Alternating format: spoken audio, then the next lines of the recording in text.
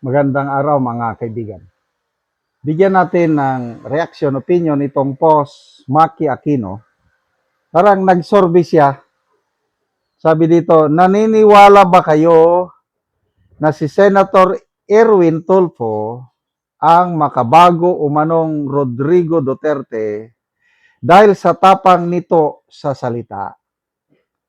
So yung magsabing, oo, matapang pa kay Duterte, mag-heart yung reaksyon. Hindi, sa salita lang yan, di kayang gawin. Laugh emoji. So, tingnan natin. Ano ang tingin ng taong bayan? Ito ba ang makabagong Duterte? Resulta, 3,800 ang nag-react. 3,700 ang tumatawa. Ibig sabihin, hindi! Meron pa nga 43 galit. Ang namili lang sa kanya is 19. 19 lang ang nag-heart na naniniwala na siya ang makabagong Duterte. Kawawang Erwin Tulfo. Kung sa tapang, walang problema sa tapang. Grabing, in fairness, silang magkakapatid. Matapang magsalita. Walang kinakatakutan eh. Kaya lang, sometimes wala sa lugar. Yung tapang nila, doon saan nanggagaling eh. Iba naman si Tatay Digong, yung tapang niya. Ito, obserbasyon ko lang yung tapang niya is nagmumula sa puso. Na pag may nakita na siyang inaapi ng mga maliliit, kaya nagsasalita siya ng ganun. Yung tapang niya laban sa mga adictus benedictus, totoo yun. Na I will kill you, sabi niya sa mga adictus benedictus. Huwag mong sirain ang kinabukasan ng mga Pilipino. So iba ang ating Tatay Digong. Walang makakapantay sa kanya. Nakakamiss nga siya eh. Yung mga, ano ba yung may nangyari? Basta may inabuso. Sino ba yung inabuso na pinag-uusapan ngayon? Sabi ng isang nagpost, kung si Tatay Digong ba yan, nagmumura na yan. Tapos, paimbestigahan ka agad, uorderan ka agad. Basta, may mga pangyari ngayon na parang ultimo na tao lang na hindi na nabigyan ng hustisya. Kung Tatay Digong yan, sigurado nagmumura yan. Yes, ang pagmumura ni Tatay Digong para sa atin, para sa ano.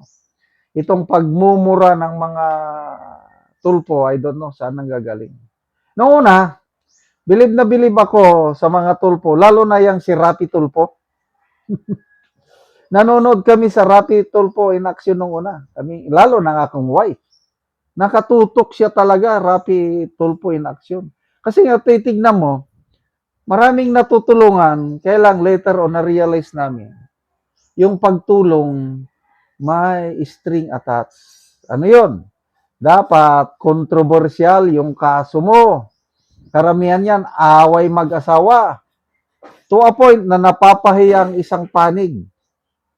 Tapos, silang lumalabas na bida dahil natutulungan nila maganda naman yon yung pagtulong nila sa mga inaapi, lalo na yung mga pulis na mga iskalawag. Kaya lang, nasusubra nila na nawawalan na ng karangalan o dignidad ng kabila. Example, mga chief of police na hindi man lang payagang magpaliwanag. Excuse me. Nilalahat kasi nila na ang pulis, wala na, masama. Hindi Ako, naniniwala ako, mas maraming matitinong pulis. Nadadamay lang sa mga, yung style nila, mumurahin nila ang mga station commander ng pulis. Hindi naman maganda yun. Kasi kung yung approach lang nila sa pagtulong, medyo, in fairness naman, may natutulungan. Kaya lang, iba yung paraan nila ng pagtulong itong mga tulpo. Ang pinaka-worst, ito ngayon, itong Rapi Tulpo na ito, yung pagtawag niyang kargador, minaliit niya ng todo ang mga Brave 18 Marines. Yun na yung isang pinaka-the worst. Tapos itong Erwin Tulpo naman na sobrang tapang. Yung tapang niya, kukwilyuhan daw niyang mga kapwa niya senador na mag-conduct ng peking BRC hearing. Although wala siyang pinangalanan, kaya ang mga nag-conduct sina Senator Alan Peter Cayetano, Senator Marcoleta, kukwilyuhan niya, ipapa-aresto, tapos pagsasampalin ang mga ordinaryong empleyado ng Senado na ginagawa lang nila ang trabaho nila dahil nautusan. Yung ba, ganun bang tapang? Nung binatikos siya ng gusto, ano ngayon? Umatras.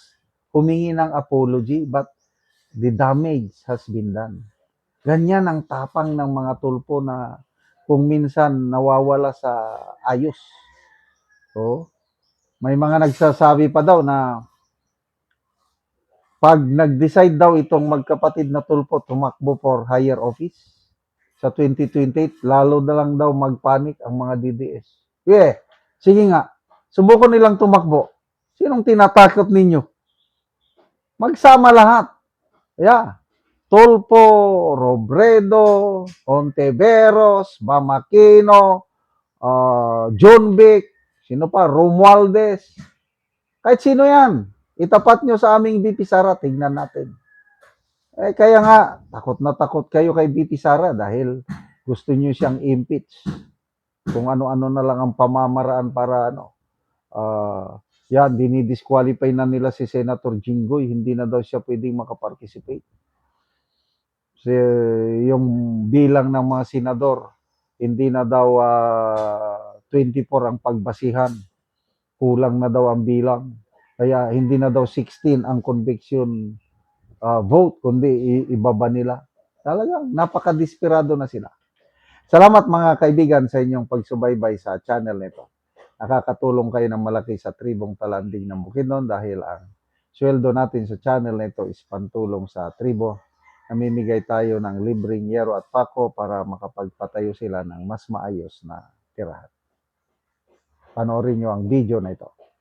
Ako diri sa balay ni Gisami Sabinoy nga taga San Rafael, sakop sa Talakag Bukidnon. Sumuna ni ang itsura sa iyang atop. Sumuna ni siya ang tabangan na mo gero nga napulo ka digis karaan na gid kaayo iyang gero.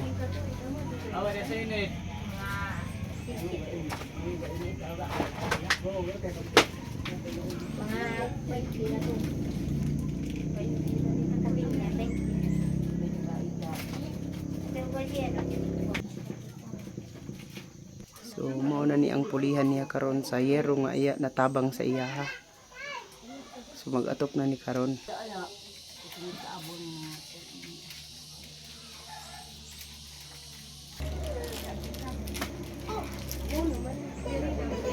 So mao na ni ang gitabang nga yero nga napulo nga digis.